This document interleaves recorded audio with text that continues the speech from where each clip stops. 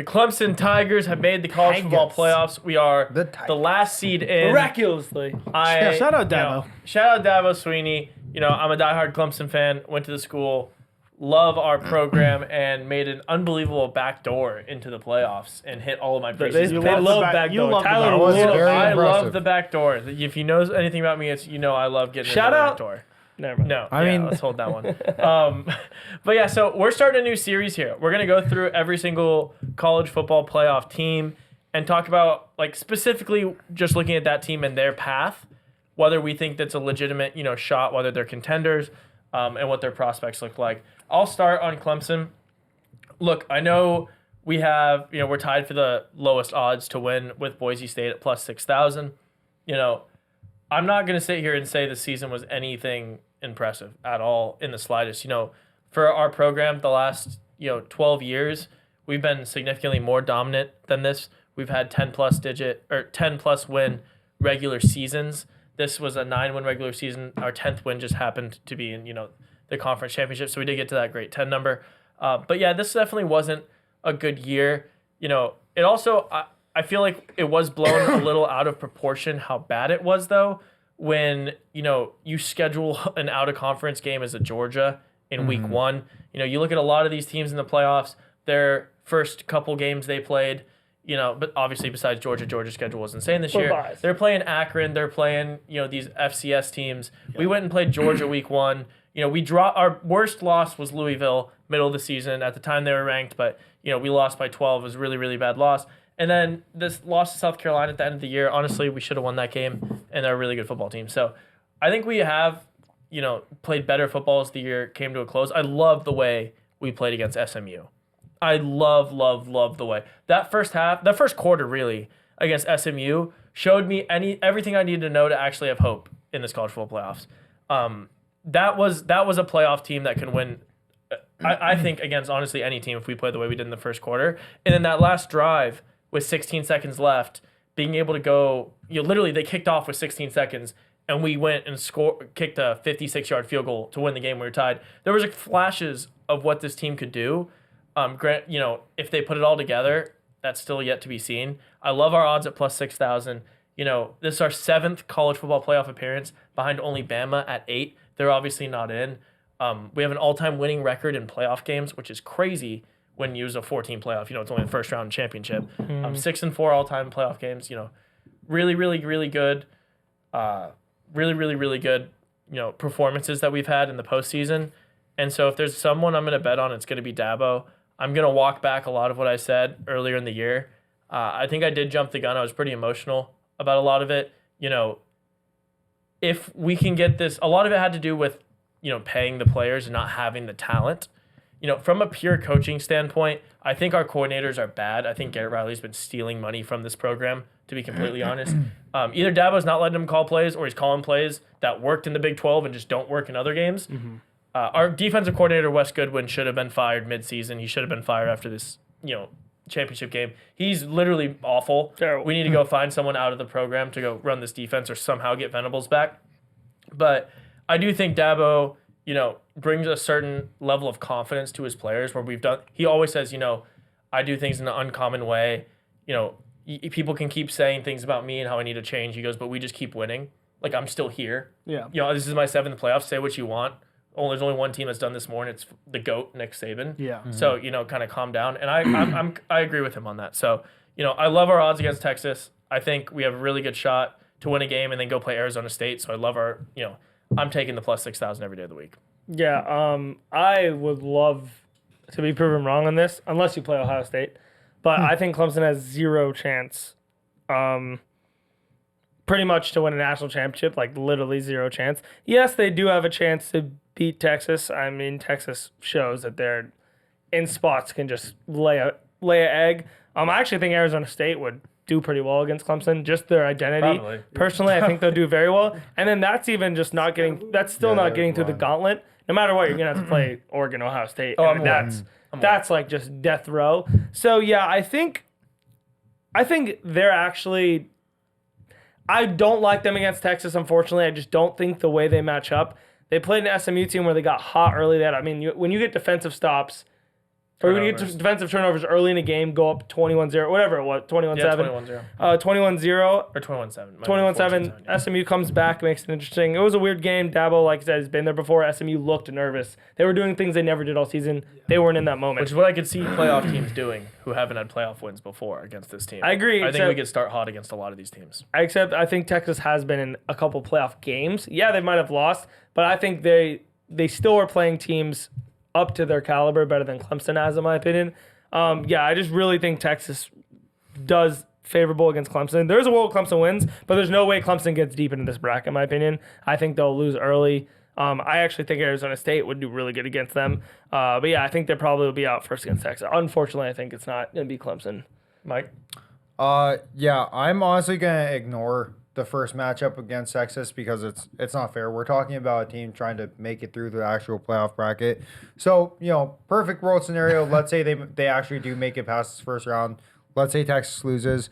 I said it earlier in the week if you watched our quote unquote recap videos. But I just think, in my opinion, this year's national champion is going to come out of the left side. I think the left side is significantly harder than the right side. And I actually think Clemson would have had a pretty decent shot at this title race had they been placed in, let's say, SMU spot, Penn State spot, anything like that. I just think this left side is exactly the word that Ryan said. It is a gauntlet. It is a unbelievable death turn every single way you look. Even in the quote-unquote easier part of it is that Texas-Clemson side where you get to play Arizona State. I mean, Ryan's absolutely correct. Arizona State has a really dominant rushing offense that is really scary to a lot of teams in the nation. And they match up really well against, certain defensive lines. And then, perfect world scenario, let's say they make it past ASU. Like most people predict the winner of the Texas-Clemson game will make it out of that game. You play Ohio State or Oregon, even Tennessee, if Tennessee makes it somehow, some way, which I really, really don't think that's possible. That'd be a dream matchup. I mean, that'd be a dream. But again, I think 99% of the time, 95% of the time, to be realistic, you're playing Ohio State, Oregon. I don't see that being possible. I hate to say it, but I think if Clemson were on that right side, it's a different story. But they're not, and I think it's impossible because of that. Yeah, it's definitely a hard road. Mario, you kind of on board with Mike there? Not fully. Like I said earlier in the week, I think betting on a team and a team that's coached by someone who's won a national championship is never a bad bet. Say what you will about this Clemson team. Listen, I know they haven't been that great this year compared to previous years. They still are one of the few teams. I mean, I think the only other team is Georgia, who has a coach who's won a national championship. Yeah, in all of college football. In all of college football. Yeah. So you do have someone who has that experience, has that composure in these big games to kind of know what it takes to have their team ready to go. That being said, I think it really comes down to, Tyler kind of touched on this, like their offensive play calling, specifically like their offensive efficiency. I just see too many sputters with this Clemson team, and this has kind of been like the story of Clemson, in my opinion, all season, is like the lack of consistency. You see them at times look, they'll have a stretch where 3 games look like one of the best offenses. Score 45 a week. Score 45 a week. Cade's throwing the ball really well. And then they have times where they can't seem to move the ball at all, can't get a first down. I do like their rushing attack. Phil Maffa's good. He's hurt. He is hurt. Ooh. He's hurt. So Phil Maffa's hurt. They tried to play him in the last part of the game because Haynes, the backup, really messed up his knee. It looks like he's going to be out for the playoffs. Ooh. So we're thinking about doing something pretty interesting, actually. And we have a 4-star running back, a redshirt. He's one of the, I think, top 5 running back in the class last year, who we redshirted as a freshman. In order to keep your redshirt, you need to you can only play 4 games max, but he hasn't played at all this season. So they're going to activate him For 4 to play in the playoffs for a maximum 4 games in the playoffs. Wow. So we might have a redshirt, a true, not even redshirt freshman, a freshman playing in his redshirt year. That's what happened in the Wow. conference game for Arizona State when their receiver was out. They had a redshirt guy come in, and he Yeah. stepped That's up, did really well. unbelievable. Yeah. But that being said, Cade, it's going to really come down to the play calling and Cade can he make, I've said it before against Milrow, but like these intermediate passes. He has a good deep ball. It's easy to throw, a 70-yard touchdown when your dude's ahead by 10 yards and you just have to kind of lay it up there. But like, can you fit it into tight windows? On these like 3rd and 7s, can you complete a 9-yard pass? That's like what's going to win you a game. Totally. Do I think Clemson can do it? Sadly, no. But if they do get past Texas, I will say this. If they do get past Texas, I think they'll take care of Arizona State. I'm not trying to dismiss Arizona State. They're a really good team, really exciting team. I think it's just a different caliber when they face a Clemson team. And this isn't even a Clemson team like years before, but I just think the physicality of this offense and defensive line, and I don't know. I think Clemson would take care of that. I agree with that. But then I think they would eventually fall short to, my opinion, in Oregon. So. Yeah, I mean, I totally agree with Mike with that side of the bracket to wrap things up is really, really tough. It's the way harder side. We're tied for the worst odds. So we're in no way am I saying, we're going to be favored in any game we play in the college football playoffs. I think Arizona State, that line movement will be interesting depending. If we do handle Texas, that could be a game where we actually might not be huge underdogs. But one thing I did want to end with, and I totally agree, I think a lot of it comes down to offense. And I think Cade's decision-making in certain spots has been really bad at the year on 3rd down. But he's really, really not being talked about for how unbelievable of a season he's had. I mean, statistically speaking, Cade Klubnik is one of the best quarterbacks in the country this year. Yeah. He completed 64% of his passes, 33 touchdowns, 5 interceptions. With rushing, he had 458 yards and 7 more touchdowns. So he had 40 touchdowns, 5 turnovers, and threw for 3,300 yards. So, he's really, really, really efficient, even in an offense that has looked really suspect and, inconsistent at times.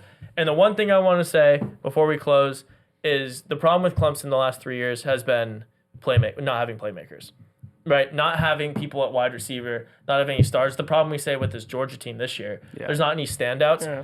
What I have seen the last couple weeks from Bryant Westco and Antonio Williams really all season. Well, him all season. But Westco, I'm telling you, in every run Clemson's made, there has been a freshman wide receiver at some point to just go ridiculous at the end of the season. And if you look at Westco's stats, he looked okay, didn't really play a lot. The last couple games, last game in the championship, had 165 yards and 2 touchdowns. There are these players that just get hot at the right time when we actually recruit and develop well. Antonio Williams and Westco on the outside, I think, have a really, really, really good shot to put up some massive numbers against Texas if we can, get their play calling going. Mm-hmm. And that's the one shot I think, if our offense is going, I think those two can really have big games and that can give us a shot. So you think Westco's your new wide receiver 1? Antonio Williams, the wide receiver 1, but it reminds me a lot of T. Higgins and Justin Ross, where in the playoff games, it's they're really, really hounding T. Higgins. Justin Ross just goes insane back-to-back, 150 multiple touchdown games. So you're not necessarily playing through Westco, but he's going to be a byproduct. He's a playmaker. Okay, he's a playmaker. And I love the fact that Makuba is a safety on Texas from Clemson, and he left, and then I think they're gonna have something going out for him. I love Michael Taft being on Texas side this time. On the Quinn Ewers side. It'll be interesting. We'll see what happens. He was Cade's teammate, right? Yep, he was Cade's safety and picked off Quinn in a game-winning drive. Picked off Quinn in a game-winning playoff drive against Cade Klubnik. I love the sound of that. Wow. Let's hear more of that. In the bells. From Texas fans. Yeah, it almost sounds like it's going to be the same thing. Foreshadowing. A little foreshadow there. A little foreshadow. Michael Taft getting a game-winning pick. Come on. Let me know what you think about Clemson's chances. Obviously, long shot plus 6,000. But I think the door is a little bit open for Dabo and friends. Let us know what you think. Dabo and friends, that's funny.